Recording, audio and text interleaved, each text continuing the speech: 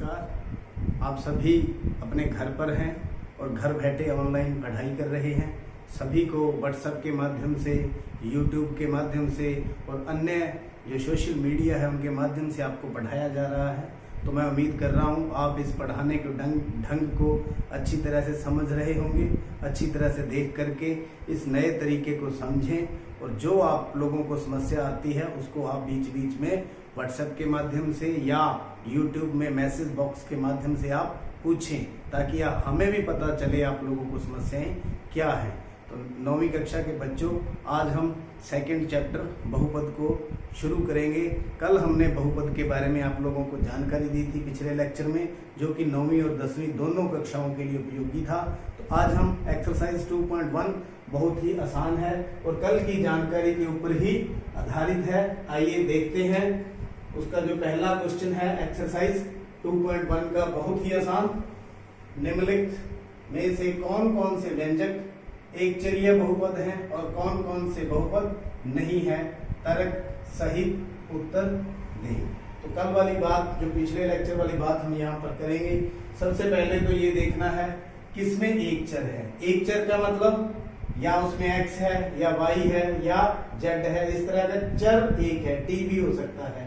और कौन कौन से बहुपद नहीं है, ये देखिए। इसमें सिर्फ x है और एक चर मतलब x। बहुपद है या नहीं, तो बहुपद कौन कौन से नहीं होते। अगर आपने पिछला वीडियो नहीं देखा तो यहाँ दोबारा से मैं आपको बता दूं, बहुपद वो नहीं होते जिसमें एक तो जो उसकी घात है वो ऋणात्मक ना हो, माइनस में ना हो, उसकी घात माइनस में नहीं होनी चाहिए। दूसरा क्या है, उसका जो घात है फ्रैक्शन में नहीं होनी चाहिए, मतलब भिन्न में नहीं होनी चाहिए, जैसे 3/5, 5/7, 1/2, इस तरह से भिन्न में नहीं होनी चाहिए। तीसरा, जो उसका चर है वो भाग में नहीं होना चाहिए, वो भाग में नहीं होना चाहिए। तो ये देखते हैं, ये बिल्कुल सिंपल है। घात इसकी 2 है, चर 1 है, तो इसलिए यह एक चरीय बहुपद है। एक चरीय बहुपद है। तो ये आपका उत्तर आ गया, सिर्फ आपको बताना ही था। ये देखिए, इसमें भी एक चर है, वो y है और चर के ऊपर पावर भी ठीक है, इसकी घात भी ठीक है, तो यह भी एक चरीय बहुपद है। यह एक चरीय बहुपद है। अगला भाग देखते हैं। अगले भाग में देखिए, t के ऊपर वर्गमूल है। वर्गमूल मतलब इसकी घात 1/2 है, भिन्न में है, तो यह है बहुपद नहीं है, क्योंकि घात भिन्न में है, भिन्नात्मक है या भिन्न में है, इसलिए यह बहुपद नहीं है। इसी तरह अगला y + 1/y, यहां y भाग में है, तो यह भी बहुपद नहीं है। यह बहुपद नहीं है, क्योंकि इसमें बहुपद चर y से विभाजित होता है। तो ये आप देखिए, ये कौन से बहुपद थे, कौन से नहीं थे, ये हमने कर लिए। आइए देखते हैं दूसरा सम। वेरी सिंपल, भाषा से ही आपको पता चल जाएगा। प्रत्येक में x² का गुणांक लिखो। गुणांक अगर आप इसको हिंदी में लिखें तो गुणांक मतलब गुणा वाला अंक, गुणा वाला अंक किसके साथ का, x² के साथ का गुणा वाला अंक लिखें।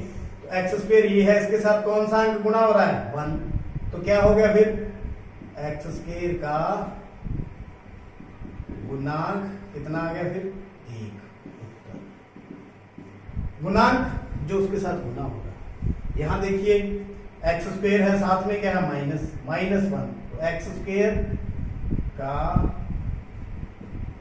गुणांक कितना आ गया, -1 उत्तर। इसमें x² के साथ क्या गुना हो रहा है, थर्ड सी पार्ट में पाई/2, एक्स स्क्वायर का गुणांक कितना है यहां पर, π/2 उत्तर। इसी तरह यहां देखिए एक्स स्क्वायर है ही नहीं, मतलब इसको हम इस तरह से लिख सकते हैं 0x² प्लस √2x माइनस 1। तो एक्स स्क्वायर का गुणांक क्या हुआ, 0।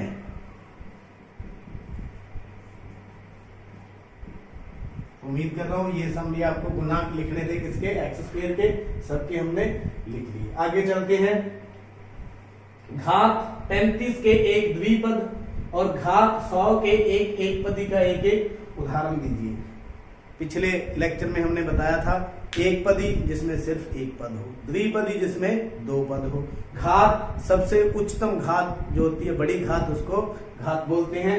तो देखिए पहला 35 का एक द्विपद, उत्तर कर रहे हैं हम, इसका सॉल्यूशन हल कर रहे हैं। द्विपद, घात 35 होनी चाहिए, पद 2 होने चाहिए। तो देखिए x की घात 35 हो गया, प्लस में 1 लिख दो। और भी बन सकते हैं, इस तरह से लिख दो 100x की घात 35 प्लस x, ये भी उत्तर।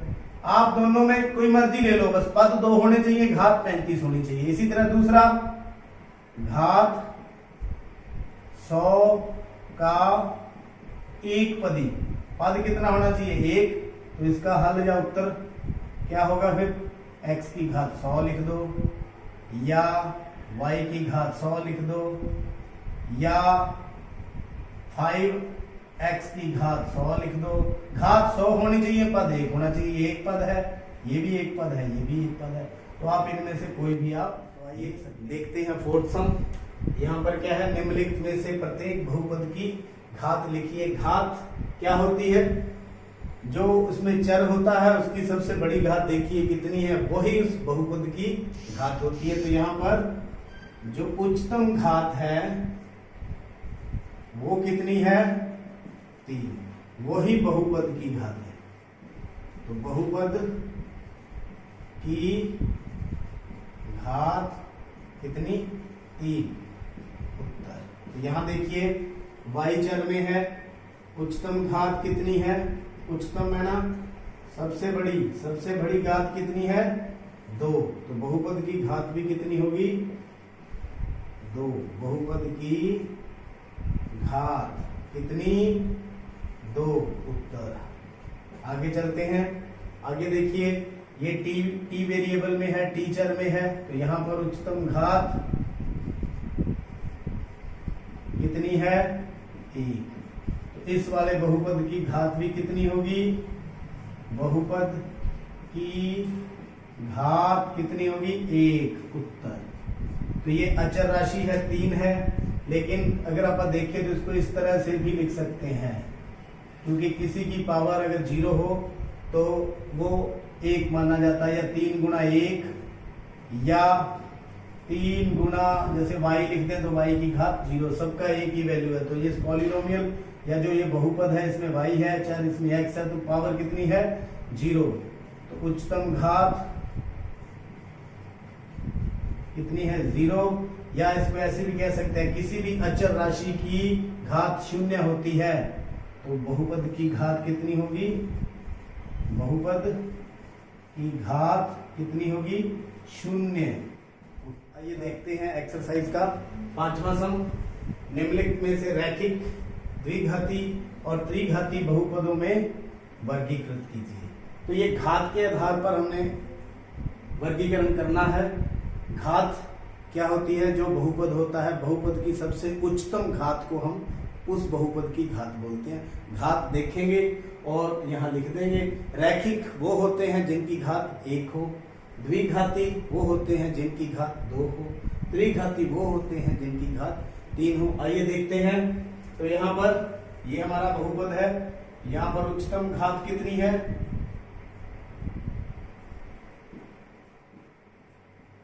2। तो मतलब बहुपद की घात कितनी होगी, 2। तो कौन सा हो गया, यह है द्विघाती बहुपद है, उत्तर। इसी तरह यहां देखिए उच्चतम घात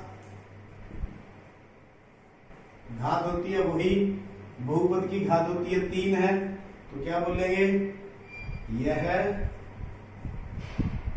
त्रिघाती बहुपद है। ये देखिए बहुपद है, यहां घात कितनी है 2, तो यह है द्विघाती बहुपद है। ये इसका उत्तर आ गया द्विघाती। घात देखनी है, यहां घात कितनी है 1, घात बहुपद की घात कितनी है 1, तो यह रैखिक बहुपद है।